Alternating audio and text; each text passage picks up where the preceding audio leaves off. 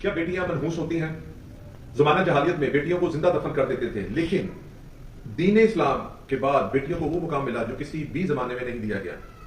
आज वही रवायत दोबारा पैदा की जा रही है। अपनी बेटियों को तो वो शहजादी कह लेता है, नाज नखरे उठा लेता है।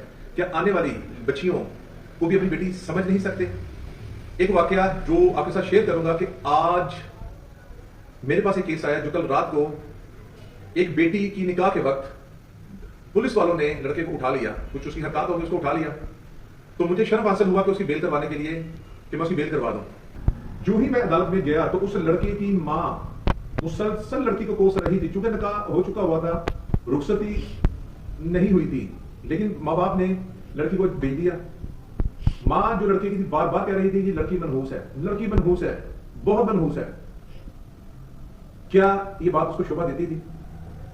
एक ओपन एरिया में, एक ओपन कोर्ट में, लोगों के सामने, गैर लोगों के सामने उस मां की अपने बेटे के हक में और अपनी बहू के खिलाफ, जो कि अभी उसके घर में आई नहीं थी या उसका पहला दिन होगा, उसको मनहूस करना शुरू कर दिया। क्या वाकई बेटियां मनहूस होती हैं? अपनी बेटी को दिलो गोशा जान से बंदा प्यार करता है, लेकिन अपनी आने वाली बेटी को, बहू को बंदा मनहूस इतनी आसानी से कह लेता है। क्या दिलों में मोहब्बत नहीं है? क्या सीने में दिल ही नहीं है ऐसे लोगों का?